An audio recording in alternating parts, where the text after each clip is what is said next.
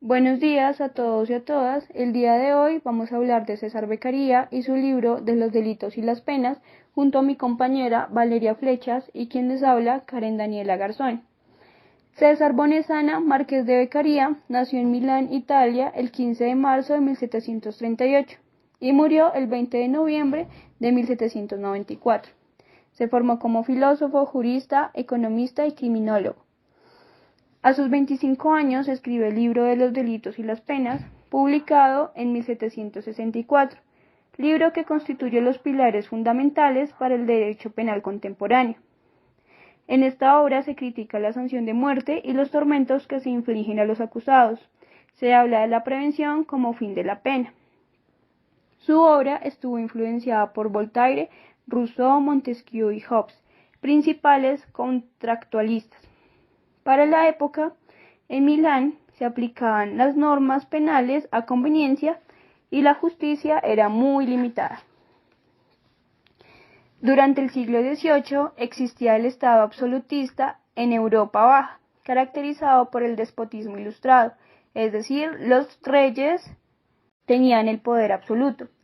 Gracias al desarrollo del pensamiento ilustrado, las instituciones de la época estaban siendo cuestionadas en secreto.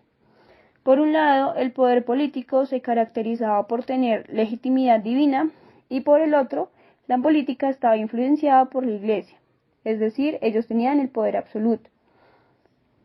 En el contexto socioeconómico, la Ilustración y el surgimiento del conocimiento racional hace que aparezca el contractualismo, que da origen a la sociedad y al Estado por medio de un contrato, y el antropocentrismo, que pone al hombre como el centro de todas las cosas.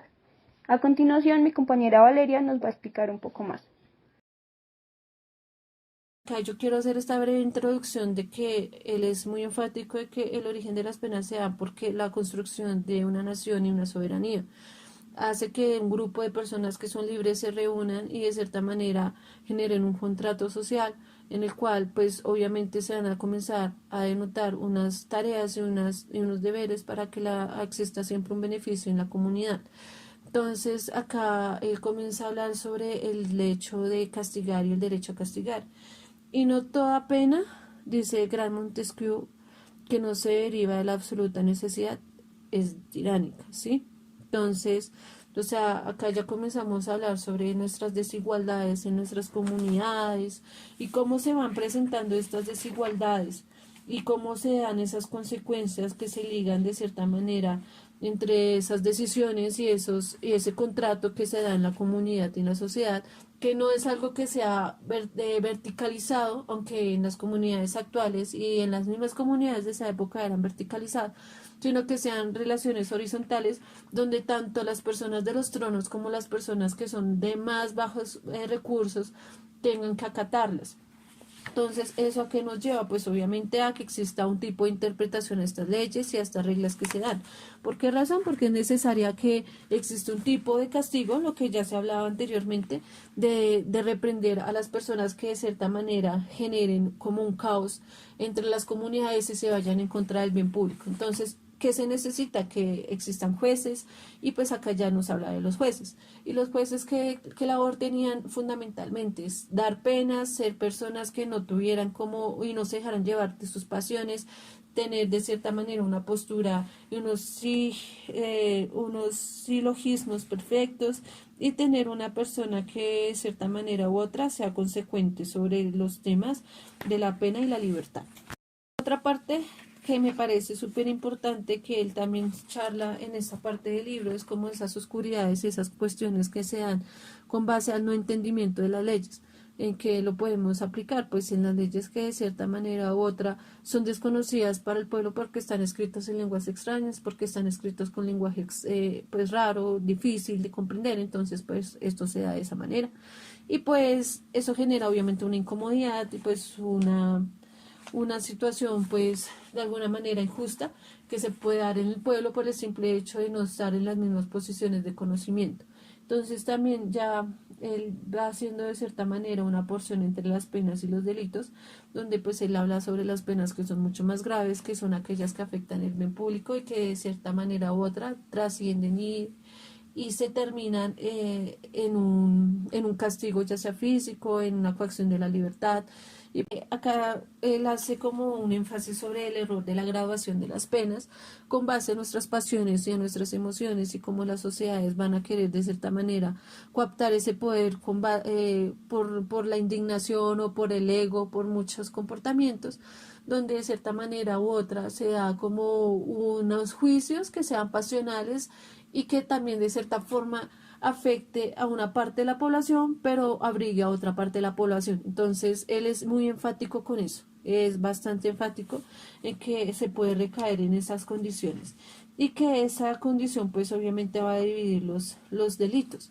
Y los delitos se van a ver primero los que realmente afectan el sistema, se podría decir, los que primeramente afectan el sistema, como los que después afectan las particularidades. Entonces, digamos, la violencia que ya sea en la particularidad, las violaciones, los asesinatos, el secuestro y todo aquello que de alguna manera u otra hace que se peligre, que la libertad y la igualdad se choque, pero es más fuerte el hecho, y él es muy enfático, de pasar por encima de la soberanía, de la organización de la sociedad, de la comunidad y del bien público. Entonces, pues ya se habla sobre el honor como base de estas penas, de estas leyes, de este tipo de condiciones, donde el honor solamente parte a través de tradiciones, de entendimiento, de organización, y el honor no puede partir desde la anarquía, ¿no? O sea, desde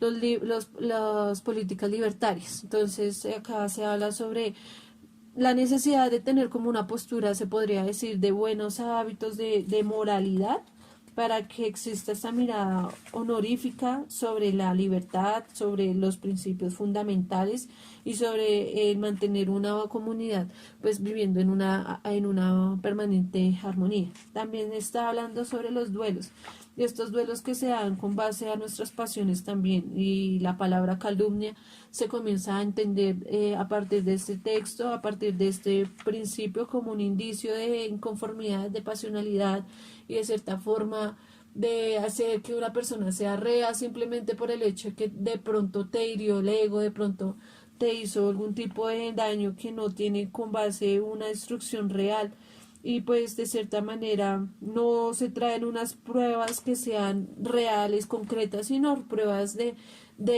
heridos, se puede decir, pruebas de persona que se sintió ofendida con el otro y la otra. Entonces, ya de cierta manera, acá ya le comienza hablando sobre los indicios de los juicios, y pues los indicios de los juicios es de alguna forma u otra algo que se distingue por el hecho de unos antecedentes, de unas pruebas. Se habla de que estos indicios y la formación de los juicios tienen que ser, o sea, padecen de unas pruebas que son perfectas e imperfectas y que de cierta forma generan una posibilidad de que tal persona que se esté juzgando sea reo o no sea reo. Pero esto siempre depende de las comunidades y de cómo está organizada la Constitución.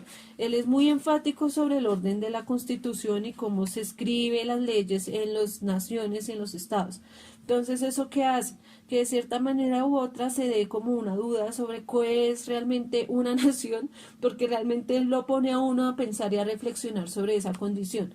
También es muy enfático con el hecho de que los juicios deben ser públicos. ¿Por qué? Y las pruebas también tienen que ser públicas, para que la sociedad tenga de cierta forma e imponga de cierta manera el conocimiento y no se vayan a caer entre los juicios estas pasiones y estas cuestiones sí, de ofendernos y interactuar con el otro como si fueran seres que no tuvieran como un tipo de libertad, porque pues acá estamos pasando una nueva época, un nuevo pensamiento, donde el hombre es libre, de las naciones que se narran y de las construcciones sociales que se comienzan a generar. Entonces, pues también existen esas acusaciones que son secretas, que son los murmuros, que son ante las personas que de cierta forma no han tenido una mancha social porque se les reconocen como personas que tienen como un buen vivir, no sé cómo diría, como buenos modismos, se podría decir, de esa época, que eran súper patriotas, que eran soldados, que eran gente que peleaba, pero pues obviamente tenían alguna cuestión secreta y fuerte y delicada que haya tentado Y pues de alguna manera u otra, él decía, y es muy enfático, en un país donde funciona, y eso ya lo había dicho anteriormente, una buena constitución no tiene por qué haber ningún juicio que sea secreto, ningún tipo de murmuración.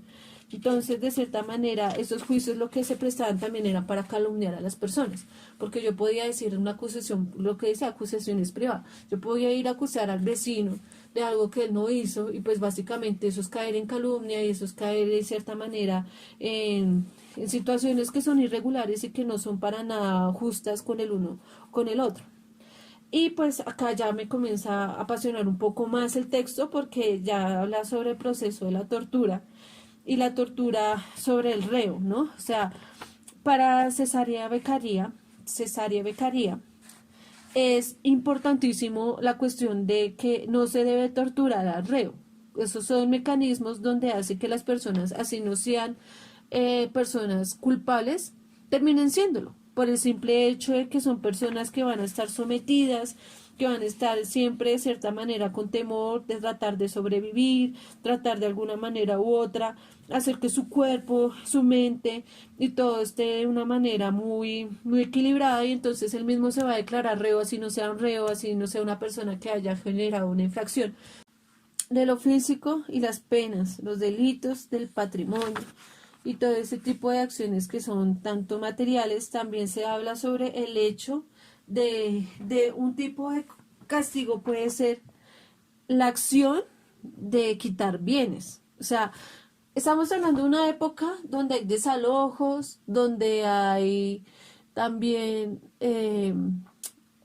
estas hipotecas de los bancos, y donde hay muchas condiciones que obviamente lo que generan es que a las personas se les quitan los bienes. Para Cesárea Beccaria eso era terrible, o sea, pensar en quitarle los bienes a un hombre era de cierta forma desencadenar dolores, injusticias, mandar toda una familia a la miseria y no verse más allá de esos lazos que generan como ese dolor y esas arbitrariedades. Entonces, él dice que de alguna manera u otra las personas, así sean como culpables de sus crímenes, no tienen por qué eh, hacer pagar ese tipo de consecuencias a las personas que están a su alrededor.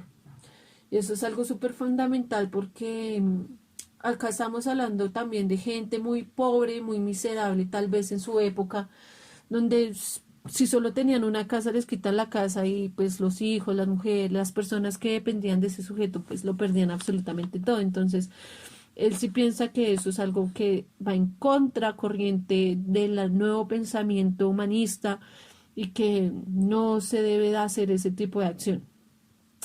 También es muy enfático con las cuestiones de los juramentos y también dice que es una contradicción, puesto que las leyes nacen de los sentimientos de nosotros y nosotras. Entonces, eso hace que el reo de cierta forma tenga como un mayor interés de encubrirla. Entonces, pues si yo tengo miedo y no quiero jurar, pues mi juramento no va a ser siempre verídico. Siempre nos metían como el terror de Cristo, el terror de lo cristiano, el terror de Dios. Entonces, pues el terror de Dios es muy utilizado porque actualmente también hacen ese tipo de juramentos, pero la persona siempre va a tratar de sobrevivir, va a tratar de estar en libertad, porque de cierta manera él es muy enfático de también decir de que el hombre debería ser terrible por contradecir ese juramento a Dios. Entonces eso sería concurrir a su propia ruina, y pues realmente estamos viviendo una nueva época donde ya se ve de cierta manera otro tipo de libertades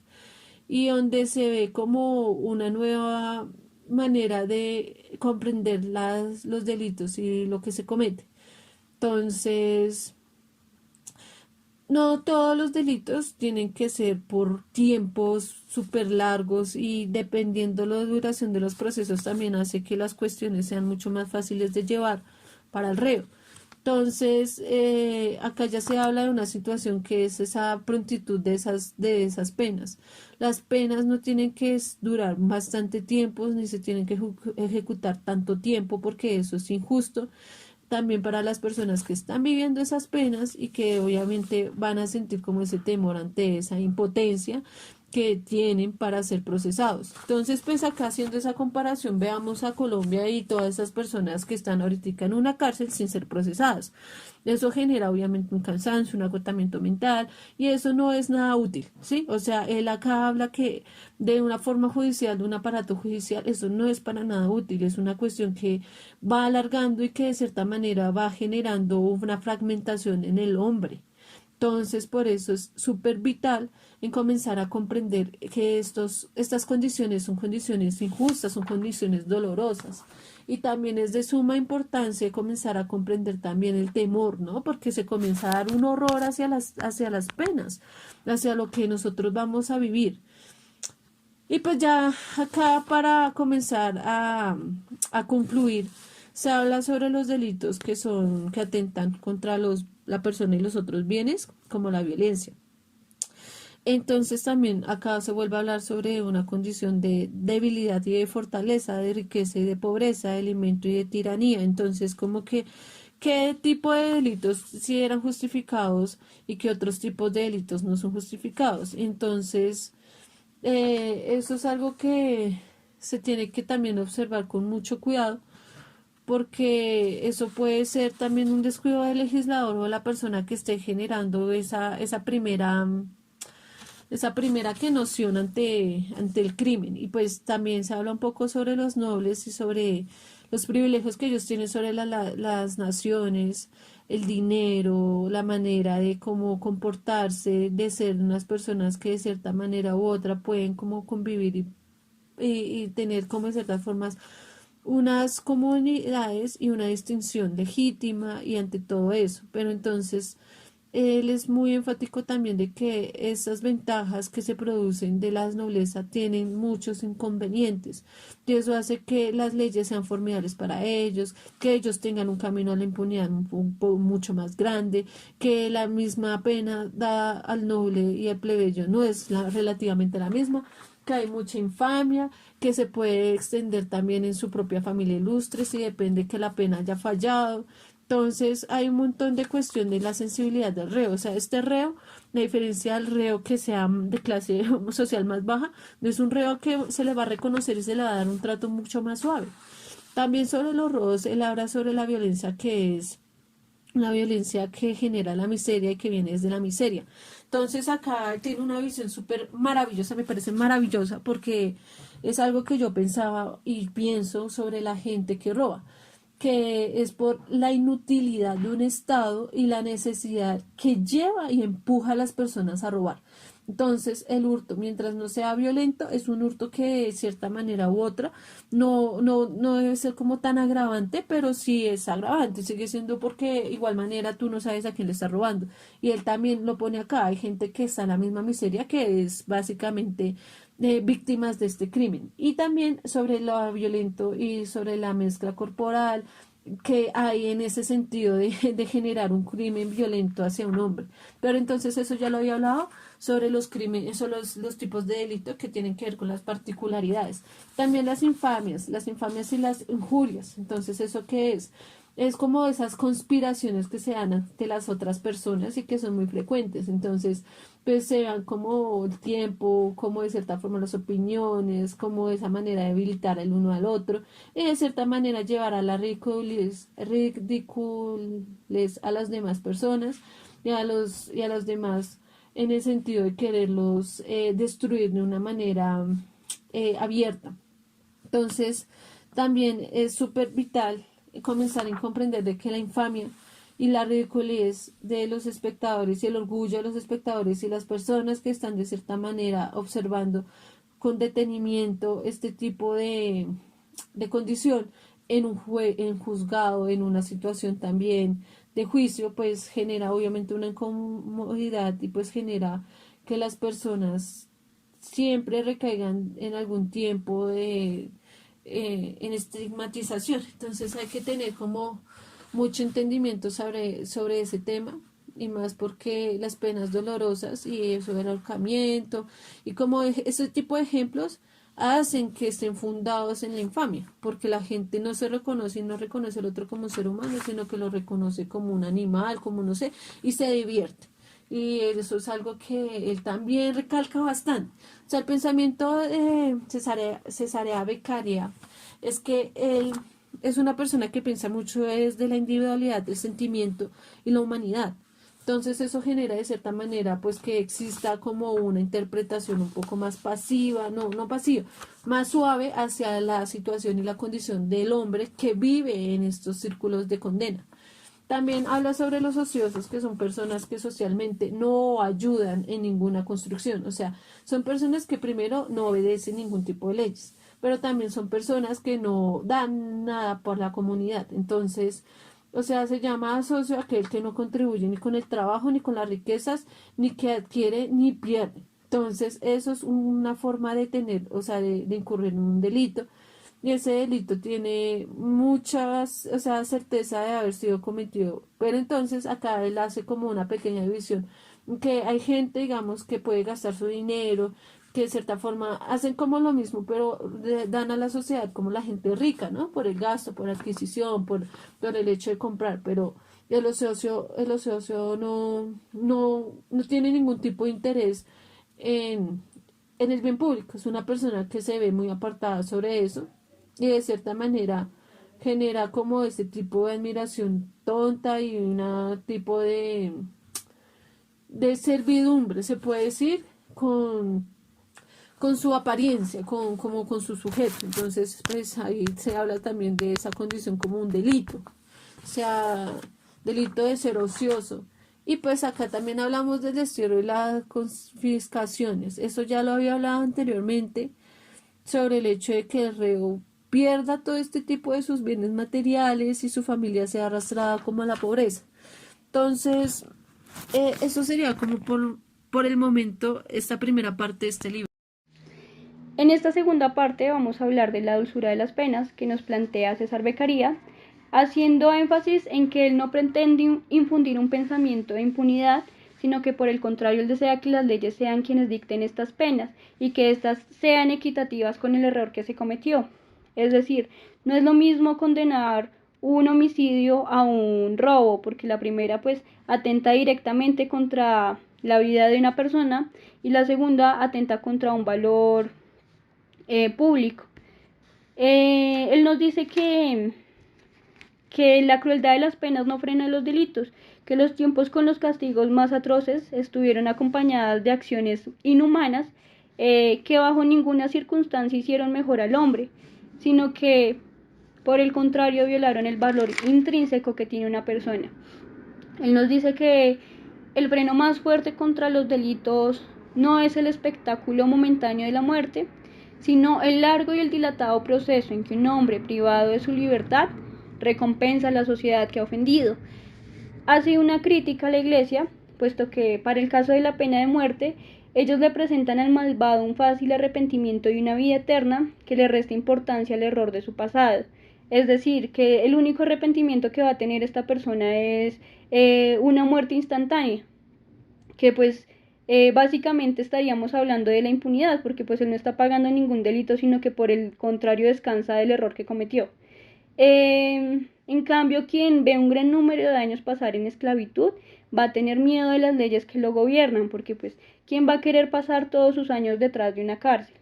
Eh, pues también César Beccaria nos plantea que es absurdo que las leyes que son expresión pública de la voluntad castiguen el homicidio y el asesinato cuando ellos mismos lo cometen, y que para separar a los ciudadanos del intento de asesinar ordenan todo un espectáculo público.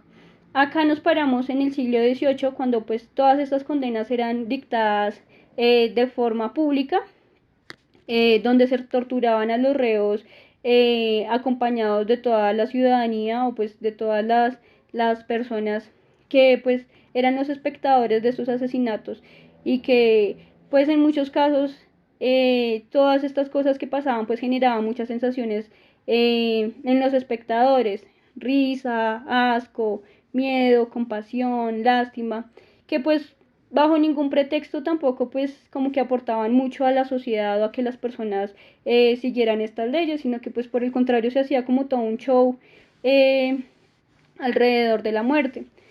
También nos dice que las leyes las hacen hombres ricos que nunca han tenido que padecer ningún tipo de necesidad y que por el contrario castigan fuertemente todos estos delitos cuando pues esas leyes están hechas a su conveniencia, cuando están hechas para ellos. Entonces pues es muy importante todo lo que nos plantea César Beccaria. En cuanto a la prisión, César Beccaria nos postula varios enunciados. El primero es que ésta debe preceder a la declaración del delito y que solo la ley puede determinar los casos en que el hombre es digno de esta pena. Es decir, que después de que al reo se le declare culpable, ahí sí se puede llevar a prisión. Lo segundo es que un hombre acusado de un delito, preso y absuelto, debe retener alguna nota de la infamia que se cometió. Es decir, él debe quedar reseñado de por vida del delito que se cometió, de tener una reseña legal, unos antecedentes. El tercero es que estas penas deben establecerse por la ley y no por los jueces. ¿Por qué?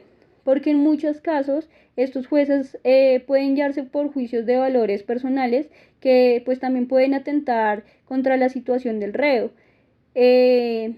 Y pues esto también puede generar un desequilibrio en cuanto a la sentencia que se puede cometer contra él. La cuarta es que las penas deben ser proporcionadas a los delitos y en esto César Beccaria hace muchísimo énfasis en que pues pondría el mismo ejemplo de que no se podría juzgar de igual forma un homicidio a un robo o a una falsificación, porque pues son delitos totalmente diferentes que tienen cargos totalmente diferentes y que pues por esto mismo deben ser condenados de diferente forma. En el caso de los procesos y las prescripciones, César Beccaria nos dice que las leyes y los jueces no tienen interés en averiguar la verdad, sino en probar el delito, que es necesario conceder al reo un tiempo y los medios oportunos para que él se justifique, pero que pues este tiempo no debe perjudicar como tal la prontitud de la pena. Igualmente nos habla de que los delitos atroces que hagan los hombres, que hagan a los hombres gran daño, no merecen prescripción a favor del reo, que por el contrario pues deben ser juzgados inmediatamente. También nos habla de que los delitos tienen su origen determinado en las pasiones momentáneas, es decir, que muchas veces las personas se dejan llevar por esas pasiones o por esos sentimientos efímeros que no los hacen pensar más allá de la gravedad del asunto o de la gravedad de las consecuencias que todos estos actos puedan acarrear dentro de la vida misma de este ser, ¿sí? Es decir, que los delitos destruidores de la sociedad tienen su origen bien determinado de pasiones momentáneas que de una necesidad natural. César Beccaria nos habla de los delitos graves como el adulterio, la pederastia, la sodomía y el infanticidio como delitos en que deben recaer todo el peso de la ley, que no deben tener como ningún tipo de perdón ni de prescripción. En el caso de los delitos suaves o menos graves, nos habla del suicidio. Nos dice que el suicidio es un delito que no admite ninguna pena porque pues caerá sobre un cuerpo frío e inestable que no pues va a responder al delito, que el hombre es tan libre que las leyes no pueden estar en contra de su voluntad. En el caso del contrabando, él nos dice que el contrabando es un delito que ofende al soberano y a la nación, pero pues que la prisión no debe ser tan estricta como si se tratase de un asesino o de un ladrón. Para el caso de los deudores, él nos dice que el deudor fraudulento debe estar castigado con la misma pena que el falsificador, pero que un deudor que demostró a los jueces ser inocente no debe estar privado de su libertad porque pues no tendría ningún sentido, que las distinciones de graves y leves deben estar fijados por la ley imparcial y no por la prudencia arbitraria y peligrosa de los jueces. En esta primera parte, pues ahí ya estaríamos hablando y concluyendo acerca más sobre los delitos que se pueden considerar como los son más graves o los más leves que nos menciona César Beccaria. César Beccaria también nos habla de cómo evitar los delitos. Por un lado, él nos dice que la luz de la libertad debe acompañarnos a todos lados, que ningún hombre puede disponer de la vida del otro ni de la voluntad del otro, que es mejor evitar los delitos que castigarlos y que esta debe ser función principal de toda legislación. Ya habíamos hablado de que debe ser una legislación suave, de que debe ser una legislación equitativa, de que esta nos debe obligar a todos y a todas de la misma forma, que no debe estar fraccionada. Por otro lado, nos dice que toda la fuerza de la nación debe estar enfocada en defender estas leyes y que ninguna en destruirlas, que todos los hombres debemos temer a ellas pero con respeto, que se debe recompensar la virtud de los hombres, es decir, no solo castigar los delitos, sino pues también recompensar a las personas que hacen el bien dentro de la sociedad, que se debe perfeccionar la educación, que tiene vínculos muy estrechos con el gobierno y su naturaleza. En esto hace mucho énfasis también y que es muy importante pues destinar esos recursos a la educación pues para que esta misma también pueda florecer y en ella pues se pueda cultivar la armonía de las sociedades, se debe ofrecer a los jóvenes el camino de la virtud y el camino del sentimiento y que pues este camino no debe estar acompañado de la fuerza de donde solo se obtendrá una disimulada y momentánea obediencia, sino que realmente los jóvenes entendamos que pues es necesario respetar estas leyes para el buen funcionamiento de la sociedad. Y ya por esto pues daríamos por culminada la segunda parte de la exposición. Mi compañera Valeria pues nos va a entregar algunas conclusiones. Muchas gracias a todos por su tiempo. Bueno, para concluir esta exposición, César Beccaria hace un énfasis muy profundo en la individualización y en los seres como seres sintientes. Esta cercanía que se da a los derechos humanos se ha puesto que se defiende bastante la parte física, moral, emocional, económica de los sujetos, siempre dando a entender de que se necesita que las comunidades sean comunidades justas. Y cuando una comunidad es justa, pues estas necesidades que están suplidas hace que de cierta forma la existencia de los delitos sea casi nula. Unas garantías mínimas, unos equilibrios mínimos que de cierta manera permiten que haya un confort, una tranquilidad y también una manera asertiva de convivir, pues es empezar a entender que el sujeto y la sujeta tenemos las mismas condiciones y tenemos los mismos derechos, ¿no? Entonces, él es muy claro lo que venía diciendo anteriormente. Él es muy claro diciendo que las leyes son unos contratos que no se pueden romper independientemente seamos personas que tengamos un bien económico, tengamos o seamos mucho más, no sé cómo decirse, más precarizados. Entonces, para concluir, es bueno entender de que su postura es una postura de humanidad completa, en el sentido de que la humanidad se ve desde un equilibrio y desde un entendimiento, pues, no neutral, pero sí semejante. O sea, las personas, todos y todas, estamos bajo los mismos términos. Entonces, estar bajo los mismos términos es también garantizar o sea, suplir nuestras necesidades. Y pues suplir nuestras necesidades significa eso, entrar en el duelo político, de comprender del porqué las cosas se dan, pero también de observar en qué condiciones se dan las penas, en qué condiciones y cómo estas pueden afectar directamente o no a una población, ¿no? Sabiendo reconocer que las personas que son de las clases más vulnerables son las personas que tienen tendencia a ser juzgadas pues más severamente, ¿sí? No tan delicadamente como se le puede judicializar a las personas que pertenecen a las clases altas. Entonces, acá ya hay un entendimiento de las clases sociales y acá también hay ya una justa, digámoslo así, una justa denuncia ante estos déficits de las leyes, ¿no? Entonces, este libro y sus ideas que están plasmadas allí nos invita a que nos revisemos y revisemos esas condiciones que tenemos en nuestras naciones y en nuestros gobiernos. Entonces, esto lo dejo para concluir. Y nada, chicos, que tengan muy buenas tardes, noches, días, como estén. Y celebro compartir este momento de reflexión. Gracias, Karen, por acompañarme en esta exposición y espero que nos vaya súper bien. Adiós.